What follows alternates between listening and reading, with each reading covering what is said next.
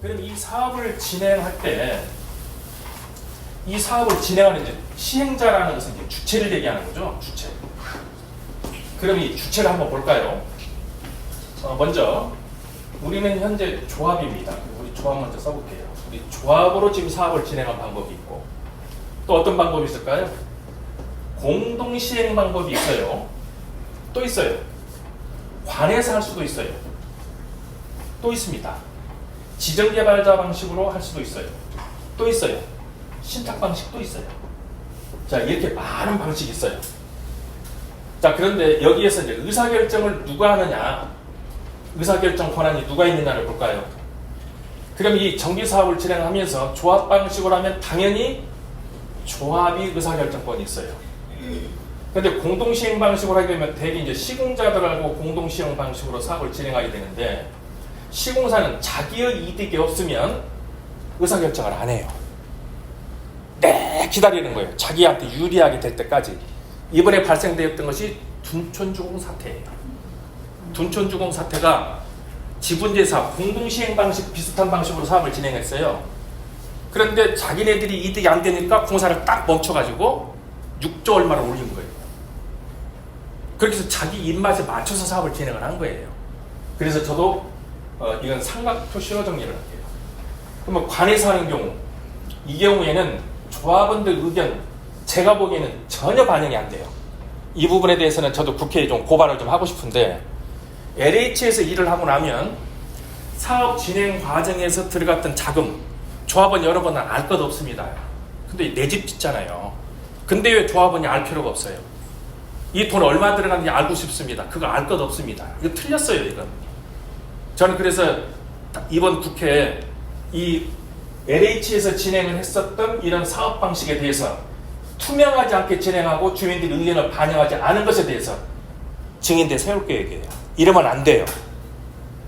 다음이 지정개발자 방식입니다. 이것은 사업이 진행이 안 되면 이제 지정을 하게 되는데 누군가 지정이 됐다 조합하는 건 없어요. 신탁 방식은 두 가지로 나눠지죠. 하나는 대행자 방식이 있고 하나는 시행자 방식이 있습니다.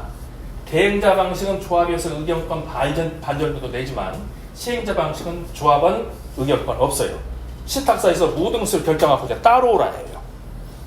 그러면 이제 우리가 제일 중요한 것이 이제 이득이죠. 자, 이득은 누가 가져갈까? 조합 방식에서는 미리 말씀드렸듯이 사업이 발생된 후 모든 이득은 조합원에게 분배하게 되어 있어요. 공동사업자 방식은 이득금이 나오면 우선 문헌상으로는 반전을 가져가요. 근데 관 방식으로 해보면 지금 현재 비용이 얼마이고 이득금이 얼마인지를 알 수가 없어요. 깜깜이로 사업이 끝나요. 이러면 안 돼요. 그리고 지정개발 방식도 거의 이것과 비슷한 것 같습니다. 근데 신탁 방식으로 사업을 진행을 하는 것에 대해서 요즘 좀 불이 붙었다가 요즘 완전히 주저앉아 있죠. 이번에 신탁법이 개정이 되면서 주저앉아 있는 상태인데 지금 신탁 비용이 보통 5% 미만에서 3%까지 되는 것 같아요. 그러면 전체 사업비 5%라면 이게 대단히 큰 돈입니다. 그렇지 않아요? 우리가 지금 정비사업 전문관리업자가 일을 하는 것 관련해서는 전체 사업비의 0.4예요. 근데 여기는 5% 3% 돼요. 이러다 보니 지금 해지하는 사태가 많이 발생되고 있고 이 신탁 방식으로 이번에 법이 개정이 되면서 신탁사들이 움직이지 못하는 이유는 따로 있죠. 이 신탁 방식으로 할 때는 3분의 1의 주민들의 신탁 계약을 체결을 하고 사업을 진행하도록 되어 있었습니다. 근데 이번에 신탁을 하지 말으라고 정리를 했어요. 이 신탁 방식에서 신탁 등기를 하지 말으라는 얘기는 무슨 얘기냐면 과거에는 이 신탁을 받아서 이 부동산으로 담보를 일으켜서 돈을 썼던 거예요. 근데 이제는 신탁을 하지 말으라고 하니 이제 신탁사 자기 돈으로 사업을 진행하라는 것이 됐어요. 그러다 보니 신탁사들이 움직이질 못하고 있어요. 지금 이런 상황이에요. 자, 그러면 우리는 지금 현재 다행히 이 조합 방식으로 사업을 진행하기로 결정을 한 것은 매우 잘된 방식이라고 보여져요. 근데 이제 신탁 방식으로 가는 조합들이 가끔 생겨요. 생기는 이유. 주민들이 너무나 다툼이 많고 한 10년씩 이대로 있게 된 상황이 되면 이거 신탁한테 맡겨서라도 가는 것이 어떻겠냐 이쪽으로 급회전을 해요. 그래서 지금 보면은 이런 재건축 전기 사업 조합들이 한 15년, 20년 된 것들 이곳이 신사업으로 가고 있어요. 그러면 이득을 포기하고 가는 거예요. 자, 이런 현상이 이제 보여지더라는 거죠.